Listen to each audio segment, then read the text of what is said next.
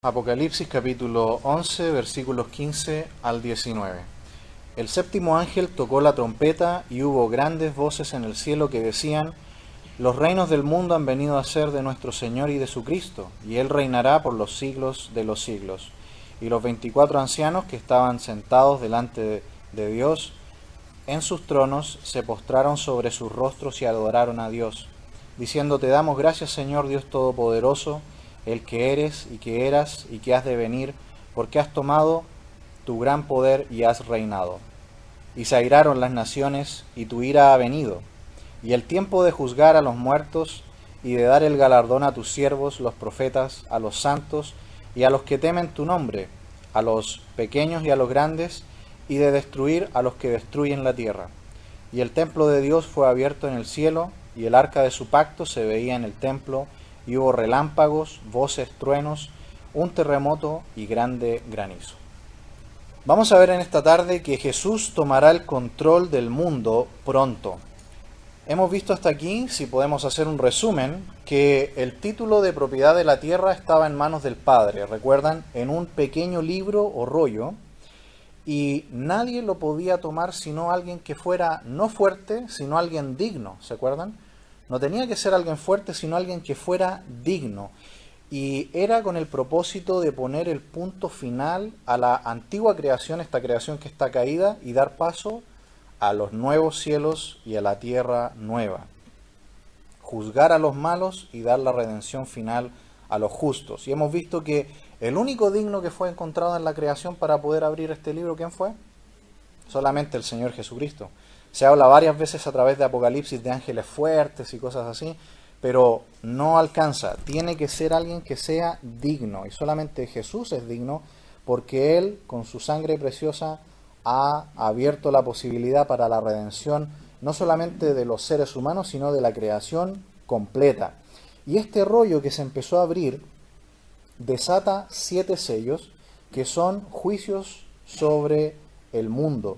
Y a medida que se han ido abriendo hemos visto que son una serie de 3 sietes, en total 21 juicios para castigar al mundo por haber rechazado a su Mesías.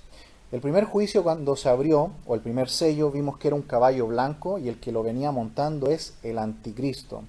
El segundo sello es un caballo rojo que trae guerras y rumores de guerra. El tercer sello vimos que fue un caballo negro, el cual trae el hambre a la tierra por la gran escasez de alimentos que se va a producir en ese tiempo. El cuarto sello es un caballo amarillo que va a traer la muerte a la cuarta parte del mundo. Y hemos dicho que la palabra allí también en el original es la palabra cloro. Por lo tanto, más que un caballo amarillo, el color es un color verdoso, que es el color de la lepra cuando está en su estado terminal. Luego, en el quinto sello, vimos que estaba el martirio de las almas que habían muerto por el testimonio de Cristo, y ocurrió un gran terremoto en la tierra. Se nos dice que el sol se oscureció y estrellas cayeron a la tierra. Y es cuando Dios abre el primer paréntesis de gracia sobre la tierra, y son sellados los 144.000, que van a ser misioneros, que van a salir por todo el mundo a predicar el Evangelio. Luego de este paréntesis se abre el sexto sello. Y hemos visto que siempre cuando termina una serie de 7, se abren 7 juicios más, que en este caso son 7 trompetas, 7 juicios más. Cuando se toca la primera trompeta, cae granizo, fuego y sangre a la tierra, y la tercera parte de la vegetación y de la hierba se va a quemar. La segunda trompeta trae una montaña de fuego que va a caer al mar. El mar en su tercera parte se va a volver sangre. La tercera parte de la vida marina va a morir, y la tercera parte de las naves va a ser destruida.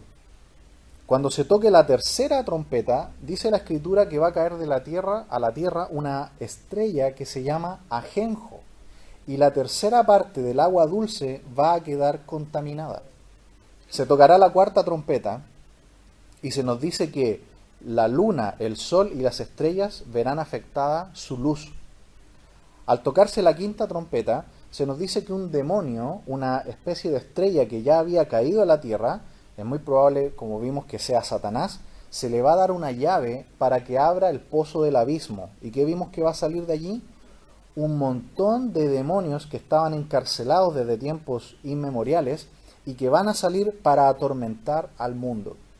Luego de este juicio viene una sexta trompeta y vimos que se van a desatar 4 ángeles que estaban encarcelados o atados en el gran río Éufrates. Estos 4 ángeles van a salir y van a matar a la tercera parte de la población mundial. Es decir, ya se había muerto una cuarta, de esa cuarta parte, ahora una tercera parte más también va a morir por el ejercicio de estos ángeles. Y se abre ahora un nuevo paréntesis en el cual, ¿qué hace un ángel? Le trae a Juan un libro, un rollo pequeño, no el rollo que Jesús tomó de la mano del Padre, sino un rollo más pequeño, y es un rollo que le pide que se lo coma. ¿Recuerdan? Igual que como el profeta Jeremías.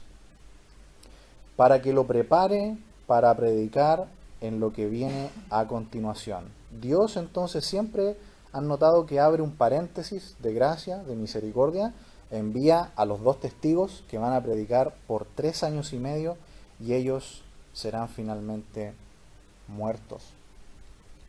Llegando entonces al versículo 15, se nos dice que el séptimo ángel tocó la trompeta y hubo grandes voces en el cielo que decían: los reinos del mundo han venido a ser de nuestro Señor y de su Cristo, y Él reinará por los siglos de los siglos. Esta séptima trompeta contiene las 7 copas, que son los últimos 7 juicios que van a caer sobre la tierra durante la gran tribulación. Así que tenemos 7 sellos, 7 trompetas y 7 copas. Todos estos juicios se van abriendo consecutivamente hasta que toda la ira de Dios sea derramada sobre la tierra. ¿Cuál es el propósito de este párrafo aquí del capítulo 11? Es decir, que el Señor Jesucristo va a tomar el control del reino de la tierra. Por alguna razón aquí se traduce en plural los reinos del mundo, pero en el original está en singular, G basileia, dice el reino de la tierra. Es decir, Dios a través de Cristo va a tomar nuevamente el control del mundo. Sabemos por supuesto que hasta este momento el maligno tiene el control del mundo, pero se nos está diciendo que desde aquí en adelante el Señor Jesucristo, con su muerte y con su ascensión, está tomando nuevamente el control de la creación, hasta que en su segunda venida va a tomarlo por completo. Se nos dice también en la Escritura aquí en Apocalipsis que cuando termine el milenio, este tiempo donde el Señor Jesús va a instaurar su reino aquí en la tierra, toda la creación antigua, esta donde estamos ahora, va a ser destruida y se va a hacer los nuevos cielos y la tierra nueva. Eso lo sabemos justamente por Apocalipsis 21 y también por 2 de Pedro capítulo 3. Si nosotros tuviéramos solamente los capítulos 5 al capítulo 19, sin ninguno de estos paréntesis donde Dios da una oportunidad de gracia y misericordia, este libro sería de puro juicio y sería un libro muy descorazonador, porque solamente juicios y juicios y juicios. Pero en los capítulos 1 al 4 vimos cómo la iglesia estaba en la tierra y luego fue arrebatada. Hemos visto estos 2 paréntesis de gracia y misericordia que ya se abren para el hombre, para salvación. Y en los capítulos 20 y 21 vemos el cielo, la nueva tierra. Es decir, vemos un panorama completo de cómo la creación caída viene el Señor Jesucristo y toma nuevamente el control del mundo. Este versículo lo tomó Händel para escribir parte de su famoso Aleluya. Esta parte de "y reinará por los siglos de los siglos" fue la parte que él tomó para esa letra. Y él probablemente lo consideró perfecto para la música de la consumación del plan de Dios por los cuales él debe ser adorado. Y en estos versículos 16 y 17 se nos presenta a continuación la entronización y la aclamación del reino y de su rey. Dice el versículo 16: y los 24 ancianos que estaban sentados delante de Dios en sus tronos se postraron sobre sus rostros y adoraron a Dios, diciendo: te damos gracias, Señor Dios Todopoderoso, el que eres y que eras y que ha de venir, porque has tomado tu gran poder y has reinado. De acuerdo a los capítulos 4 y 5, hemos dicho que estos 24 ancianos son los representantes de la iglesia que ya están en el cielo adorando a Dios. Aquí la iglesia está en el cielo adorando a Dios y dando acciones de gracias. Pero ¿qué ocurre en el versículo 28? Dice: y se airaron las naciones, y tu ira ha venido, y el tiempo de juzgar a los muertos, y de dar el galardón a tus siervos los profetas, a los santos y a los que temen tu nombre, a los pequeños y a los grandes, y de destruir a los que destruyen la tierra.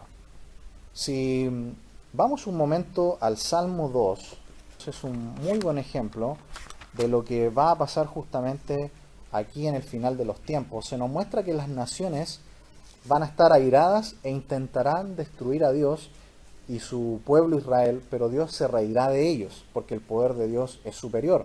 Ya vimos que los gentiles van a tomar el control de Jerusalén por la fuerza, matarán a los dos testigos, este anticristo va a tomar el control del templo de Jerusalén, va a querer ser adorado como Dios, pero vendrá la venganza de Dios. Mire lo que dice Salmo 2, versículos 1 al 5. ¿Por qué se amotinan las gentes y los pueblos piensan cosas vanas? Se levantarán los reyes de la tierra y príncipes consultarán unidos contra Jehová y contra su ungido, diciendo, rompamos sus ligaduras y echemos de nosotros sus cuerdas. El que mora en los cielos se reirá, el Señor se burlará de ellos. Luego hablará a ellos en su furor y los turbará con su ira. Pero yo he puesto mi rey sobre Sión, mi santo monte. Y si seguimos leyendo, vamos a ver que aquí hay una cita que es mesiánica, luego se repite en la epístola a los Hebreos. Dice, yo publicaré el decreto, Jehová me ha dicho, mi hijo eres tú, yo te engendré hoy. Aquí en este Salmo 2 entonces vemos un ejemplo de cómo en el final de los tiempos las naciones se van a irar en contra de Dios, pero Dios los destruirá en aquella batalla final de Armagedón. ¿Qué más hará Dios al final cuando el Señor Jesucristo tome el control del mundo completo? Dice que va a juzgar a los muertos, a los muertos. Este es otro evento que vemos aquí que son eventos que están como superpuestos de lo que va a ir ocurriendo a través del libro. Si avanzamos a Apocalipsis 20, mire conmigo Apocalipsis 20, veamos el versículo 5. Dice, pero los otros muertos no volvieron a vivir hasta que se cumplieron 1000 años. Esta es la primera resurrección. Es decir, cuando comienza el reino, después de la batalla de Armagedón, el Señor va a empezar el reino aquí en la tierra, que va a ser algo así como un prólogo de lo que va a ser el cielo eterno. Pero hay unos muertos que no van a resucitar, que no van a entrar a ese reino. Son los que van a ser juzgados en el juicio del gran trono blanco. Dice que van a ser resucitados cuando terminen los 1000 años, es decir, el reino de Cristo sobre la tierra después de la batalla de Armagedón. Vamos al versículo 11 del capítulo 20. Dice, y vi un gran trono blanco y al que estaba sentado en él, de delante del cual huyeron la tierra y el cielo, y ningún lugar se encontró para ellos. Y vi a los muertos, aquí están los que van a ser juzgados, grandes y pequeños, de pie ante Dios. Y los libros fueron abiertos, y otro libro fue abierto, el cual es el libro de la vida. Y fueron juzgados los muertos por las cosas que estaban escritas en los libros, según sus obras. Y el mar entregó los muertos que había en él, y la muerte y el Hades entregaron los muertos que había en ellos, y fueron juzgados cada uno según sus obras. Y la muerte y el Hades fueron lanzados al lago de fuego. Esta es la muerte segunda. Y el que no se halló inscrito en el libro de la vida fue lanzado al lago de fuego. ¿Quiénes son los que participan en este juicio final? Son los muertos que van a ser al final resucitados. Son los muertos que en el versículo 5 dice van a ser resucitados después del milenio. Se fija que la iglesia no tiene nada que ver aquí. Nosotros los creyentes, ni ningún creyente va a participar en ese juicio del gran trono blanco. Todos los que vayan al juicio final del gran trono blanco van directo solamente para ser juzgados. Así que vemos aquí que el capítulo 11 nos presenta algo así como una superposición de eventos que van a ir ocurriendo a través del libro. No es que aquí se juzgaron ya a los muertos, y no es que aquí en el capítulo 11 el Señor Jesús ya tomó el control del mundo. Todavía no. Está diciendo que lo está tomando poco a poco y que al llegar al final del libro lo va a tomar completamente. Quisiera mostrarle que esto de la superposición de eventos y las profecías de doble cumplimiento y a veces hasta de triple cumplimiento ocurren muchas veces en la Biblia. Quiero mostrarle un ejemplo. Acompáñeme por favor a Isaías, capítulo 61, versículo 1. Isaías 61, 1 y 2. Dice, el Espíritu de Jehová el Señor está sobre mí, porque me ungió Jehová, me ha enviado a predicar nuevas a los abatidos, a vendar a los quebrantados de corazón, a publicar libertad a los cautivos, y a los presos apertura de la cárcel, a proclamar el año de la buena voluntad de Jehová y el día de la venganza del Dios nuestro, a consolar a los enlutados. Y podemos seguir leyendo. Este pasaje habla del Mesías, que cuando él apareciera, él iba a hacer señales, iba a hacer milagros. Si usted se fija, me gustaría que pusiera atención al final del versículo 2. El versículo 2. Fíjense, dice, en primer lugar, el Mesías va a venir y cuando aparezca, ¿qué va a hacer? Va a proclamar el año de la buena voluntad de Jehová, coma, y después dice, y el día de la venganza del Dios nuestro. Aquí tenemos dos partes de la venida de Jesús. Está la primera venida y después está la segunda venida. ¿Dónde está la iglesia en esta parte aquí? La iglesia es la coma. La coma que está separando estas dos es la iglesia. Recuerden que los profetas del Antiguo Testamento nunca vieron a la iglesia en el futuro. Los profetas del Antiguo Testamento, para ellos la iglesia fue un misterio velado. Por eso que Pablo en Efesios 4 explica que la iglesia fue un misterio oculto de los siglos y revelado a nosotros. Los profetas del Antiguo Testamento miraban como las montañas. Usted se ha fijado que cuando uno mira montañas ve varias cumbres y a veces por la lejanía uno quizás no logra ver que quizás hay 3 montes, montañas muy grandes, y uno piensa que es una. Pero a medida que uno se va acercando uno ve, hay 3 cumbres. Y si uno las pudiera escalar, se daría cuenta que entre medio de estas grandes montañas a veces hay valles abajo, ¿no? Y grandes extensiones. De la misma manera era la visión de los profetas del Antiguo Testamento. Ellos veían la primera venida del Mesías, que es cuando dice aquí, a proclamar el año de la buena voluntad de Jehová. Ahí tenemos una cumbre, pero luego venía un valle, que es la iglesia. Y después ven la otra cumbre más arriba, que dice, y el día de la venganza del Dios nuestro, otra cumbre, y después hay otra más, y dice, a consolar a todos los enlutados, cuando el Señor establezca por fin su reino sobre la tierra. Así que la iglesia es la coma que separa estas dos venidas. La primera venida de Jesús es cuando Él vino a proclamar la buena voluntad de Jehová. ¿Cuál es? De salvar al mundo. Aquí vemos una profecía, en un solo versículo, vemos 3 profecías en cadena. Y no es que una ocurrió de inmediato una después de la otra. La segunda venida de Cristo todavía no ocurre. La primera ya ocurrió hace más de 2000 años y todavía no viene la segunda. Y después, cuando el Señor establezca su reino y por fin dé consolación a los enlutados, van a ocurrir 1000 años más, por lo menos. Así que no es algo poco común que hayan profecías con doble y a veces hasta triple cumplimiento. ¿Dónde vemos en el Nuevo Testamento que el Señor Jesús leyó este pasaje y dijo, esta escritura se cumplió delante de vosotros? ¿Dónde ocurrió eso? ¿Se acuerdan? Lucas capítulo 4. Mire, vamos a Lucas capítulo 4, versículo 16. Estamos viendo que el Señor está tomando el control del mundo. Capítulo 11 nos dice que ya lo tiene, ¿no? Pero es el proceso hasta llegar, hasta que lo tenga completamente. Y aquí vemos que el Señor dice, vine y se cumple una primera parte, pero más adelante vendrá la otra. Lucas capítulo 4, leamos versículo 16. 4:16. Vino a Nazaret, donde se había criado. En el día de reposo entró en la sinagoga conforme a su costumbre y se levantó a leer. Y se le dio el libro del profeta Isaías, y habiendo abierto el libro, halló el lugar donde está escrito: El Espíritu del Señor está sobre mí, por cuanto me ha ungido para dar buenas nuevas a los pobres, me ha enviado a sanar a los quebrantados de corazón, a pregonar libertad a los cautivos y vista a los ciegos, a poner en libertad a los oprimidos, a predicar el año agradable del Señor. Y enrollando el libro, lo dio al ministro y se sentó, y los ojos de todos en la sinagoga estaban fijos en él. Hasta ahí la lectura. ¿Le faltó una parte del versículo, sí o no? ¿qué parte del versículo el Señor no leyó? ¿Se fijaron que el Señor deliberadamente paró la lectura en una parte? Leyó hasta donde dice, a proclamar el año de la buena voluntad de Jehová. Y paró de leer. Cerró el rollo y se sentó. ¿Qué parte no leyó?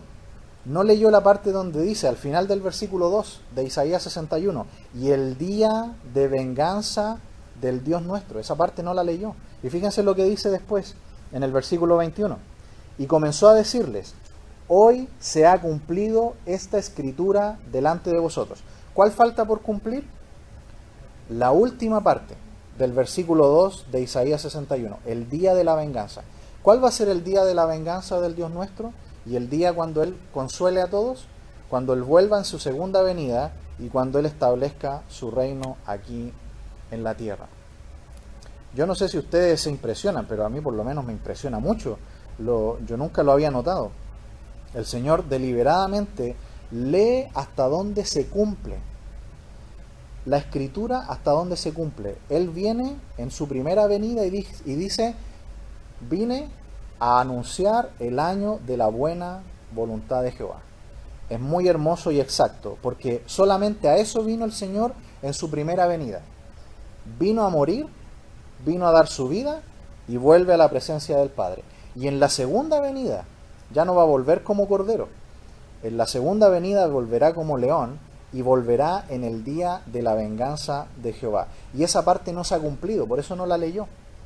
Pero todo lo que leyó se cumplió. Por eso les dice a los judíos que estaban ahí en esa pequeña sinagoga, quizás un día insignificante, quizás había una pequeña congregación de hombres solamente allí.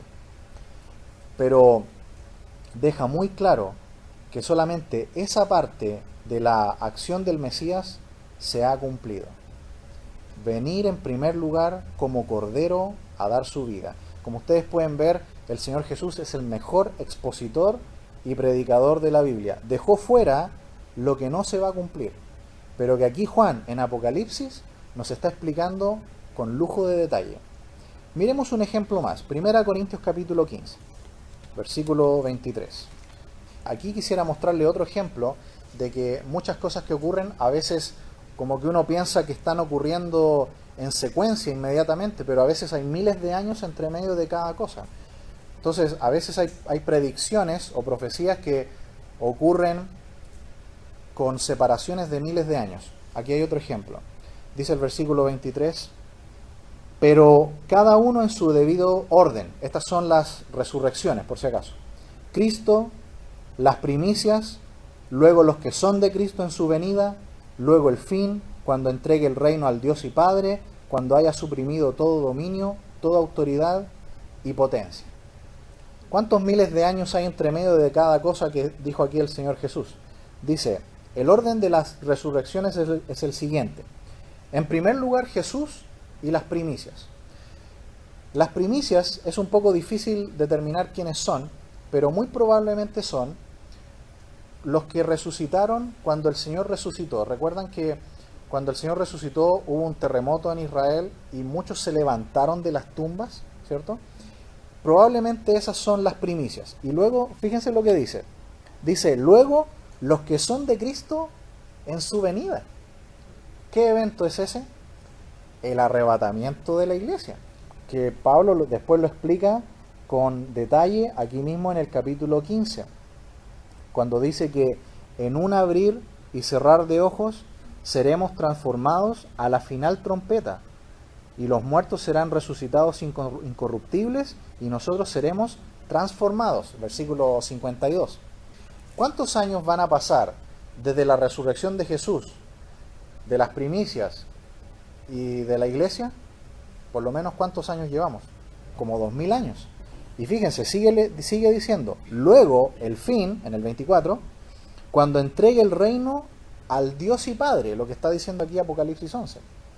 El Señor Jesucristo está tomando el control, y aquí Pablo, se fijan que lo dice en singular también, el reino, no como lo traduce nuestra Biblia aquí, los reinos del mundo, realmente está en singular en el original.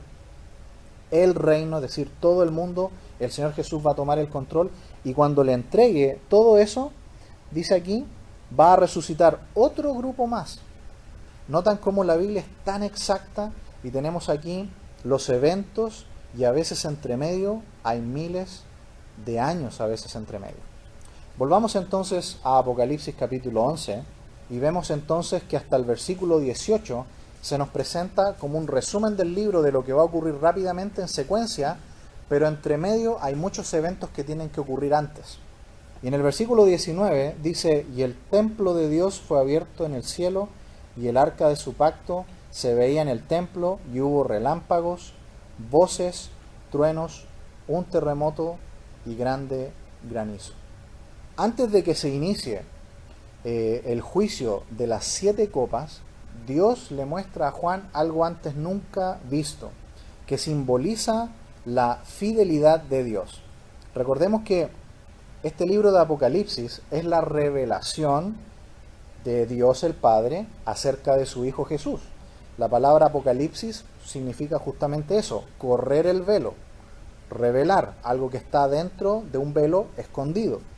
Y hemos visto hasta aquí que se abren puertas, se abren libros, se abrió el abismo, se abre el cielo, se abre el lugar santísimo, y aquí se abre el templo de Dios en el cielo y se ve algo adentro, el arca del pacto.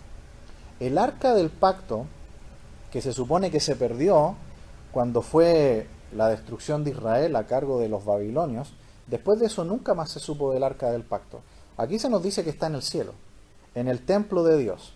Se le pide a Juan que mire adentro y allí está el arca, y como ustedes saben, el arca, ¿qué representa para el pueblo de Israel? Si recordamos un puro evento, por ejemplo en Josué capítulo 3, cuando ellos cruzan el río, se nos dice que el arca iba adelante y ellos iban caminando detrás. Y el agua se corrió y ellos pudieron pasar. Dentro del arca están los 10 mandamientos. Dentro del arca, ¿qué más hay, además de los 10 mandamientos? La vara de Aarón que reverdeció, es decir, representa la vida de Dios en medio de su pueblo. ¿Qué más? Había un poquito de alimento. Muy bien, había una porción de maná, ¿cierto? Guardada también adentro. Es decir, ¿qué simboliza el arca del pacto para el pueblo de Dios? Básicamente, la presencia de Dios en medio de su pueblo, la fidelidad de Dios y el control de Dios para con su pueblo. Es decir, recordemos que esto es terreno del pueblo de Israel. La iglesia no está en la tierra. Y Juan le está diciendo, mira, va a venir una gran tribulación sobre el mundo, una gran tribulación sobre mi pueblo Israel, pero mira Juan, aquí está el arca del pacto que yo hice con mi pueblo Israel. A pesar de todo lo terrible y de los juicios que vienen y de la persecución, yo estoy con ellos siempre. Y hermanos amados, esto es lo mismo para nosotros. En medio de este nuevo año que comienza y de todas las pruebas que hemos pasado y las nuevas pruebas que van a venir sin duda para este nuevo año, el Señor ha tomado y está tomando poco a poco nuevamente el control del mundo. Y si nosotros somos sus hijos, Él ya lo debería tener ya sobre nosotros. Y debemos confiar que quizás miramos el inicio de este año ya con algunas situaciones, con diferentes problemas, pero ¿qué hace el Señor? El Señor nos muestra un poquito su fidelidad.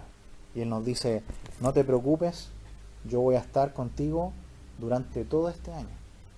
Y en todas las decisiones que tú tomes, encárgalas a mí y yo te voy a mostrar si es o no mi voluntad. El Señor debe tener el control de nuestras vidas, así como muy pronto, de acuerdo a este pasaje que hemos visto, a pesar de todos los juicios que van a venir sobre el mundo, el Señor muy pronto va a tomar el control del mundo.